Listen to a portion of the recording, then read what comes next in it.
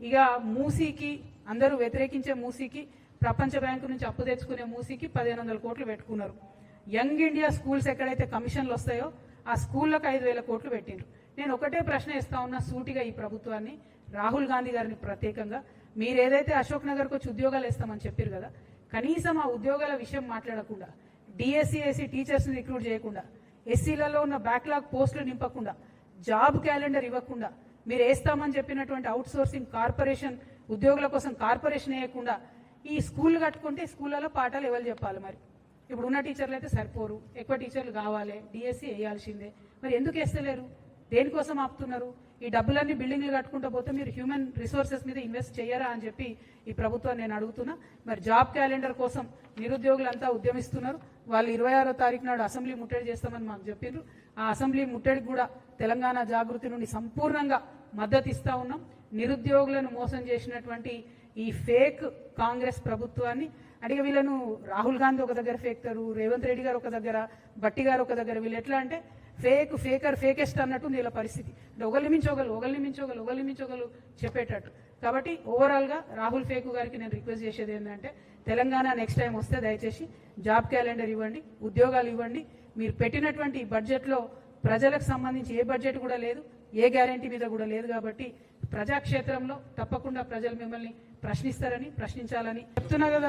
అది కూడా same thing, overall fake అన్నట్టు. అందరికి ఇస్తాం, యూత్ అందరికీ మేము రాజీవ్ యువ వికాసంలో ఇస్తామని చెప్తే ఆడపిల్లలు మగపిల్లలు 16 లక్షల మంది అప్లై చేసుకున్నారు. కనీసం దాంట్లో సెలెక్షన్ క్రైటీరియా ఏందన్నది చెప్తలేరు. బ్యాంక్ లింకేజ్ తోని లోన్ ఇస్తారా చెప్తలేరు, డైరెక్ట్ ఇస్తారా చెప్తలేరు, గ్రాంట్ ఇస్తారా లోనా చెప్తలేరు, పర్సెంటేజ్ చెప్తలేరు, వడ్డీ లేని రుణం ఇస్తామని మొదలన్నారు. మరి రుణమా గ్రాంటా ఏది కూడా చెప్తలేరు. కంప్లీట్లీ ప్రకటన చేయడం మానేయడం. నిన్నగాక మొన్న ఈ రాష్ట్ర ముఖ్యమంత్రి అంటే ఆయన ఒక దగ్గర అన్నారు, ముఖ్యమంత్రి గారు నేను మాట్లాడితే అదే జీవో అన్నారు. మరి ఆయన అక్కడ మాట్లాడింది ఏమని, నేను స్కూటీ ఇస్తా, ఎలక్ట్రిక్ స్కూటీ అన్నాడు. రూపాయి వేటలే బట్టి గారు ఈ బడ్జెట్లో. అంటే ఏందన్నట్టు, ముఖ్యమంత్రి గారు ఎస్ అంటే బట్టి గారు నో అన్నట్టు ఉంది పరిస్థితి. మధ్యలో ప్రజలు ఏమైపోవాలి? డెఫినెట్గా ఇది fake budget, Congress fake budget, Rahul Gandhi గారు ఫేకు బడ్జెట్. దీన్ని మేము తీవ్రంగా నిరసిస్తా ఉన్నాం. Thank you.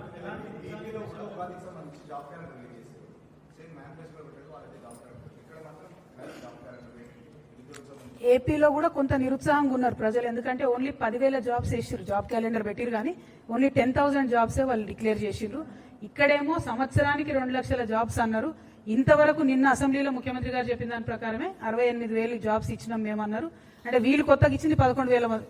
అంతకుముందున బీఆర్ఎస్ గవర్నమెంట్ ఇచ్చిన జాబ్స్కే వీళ్ళు పట్టాలు ఇచ్చిరు తప్పితే, కాపీలు ఇచ్చిరు తప్పితే వేరే స్పెషల్ జాబ్స్ వేయలేదు. సో అందుకే నేను ఇన్నిసార్లు ఫేకు అనేది రాహుల్ గాంధీ గారిని. వారు రావాలి, నెక్స్ట్ టైం ఎప్పుడు రాష్ట్రంలోకి వచ్చినా కూడా ఖచ్చితంగా ప్రశ్నిస్తాం వారిని. Thank you.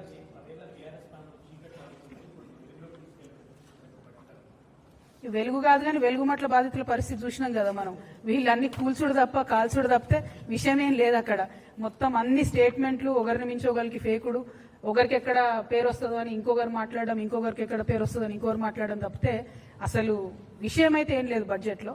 దారుణం ఏంటంటే, ఏ బీఆర్ఎస్ అయితే మీరు అప్పు తెచ్చిరు అన్నారో అంతకన్నా ఎక్కువ అప్పు ఇప్పుడు వీళ్ళు తీసుకొచ్చిరు. కనీసం దీంతో ఒక డిసిప్లిన్ లేదు. ఎక్కడ ఇన్వెస్ట్ చేస్తున్నారు ఈ అప్పును, ఎక్కడ ప్రాజెక్టు కడుతున్నారు అంటే revenue expenditure only 50,000, sorry capital expenditure only 50,000 crores అని చెప్తున్నారు. అప్పు తెచ్చిందేమో దాదాపు 8 లక్షల కోట్లు, ఓన్లీ 50,000 కోట్లు ఈసారి మీరు క్యాపిటల్ ఎక్స్పెండిచర్ అంటే ఎట్లా తిరుగుతుంది? ఎకనామిక్ ఇంజన్ అనేది ఎట్లా తిరుగుతుంది? అసలు పోనీ ఇన్ని తెచ్చుకొచ్చిండ్రా, ఇన్నిసార్లు విదేశాలకు పోయొచ్చిరా, ఎక్కడున్నాయి పెట్టుబడులు? వేర్ ఇస్ ద ఇండస్ట్రీ ద్వారా వచ్చిన ఎంప్లాయ్మెంట్ ఏది? ప్రైవేట్ ఎంప్లాయ్మెంట్ లేదు. ఇప్పుడు ఆ సర్వే చూపిస్తుంది మన దేశంలో రైజింగ్ అంటే నేను చెప్తున్నా, నిరుద్యోగంలో మాత్రం బరాబర్ రైజింగే ఉన్నాం. ఇలా నంబర్ 1 ఉన్నాం మనం.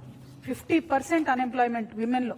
దారుణం. ఆడపిల్లలు చదువుకునేది తక్కువ, అలా సగం మందికి ఉద్యోగాలు ఇవ్వలేకపోతుంది ఈ ప్రభుత్వం. కాబట్టి వాళ్ళ ప్రయారిటీస్ అయితే కరెక్ట్ లేవు. రాష్ట్రాన్ని యొక్క ప్రగతిని ముందుకు తీసుకెళ్లే విధంగా అయితే లేవన్నది మాత్రం స్పష్టంగా అర్థమైంది.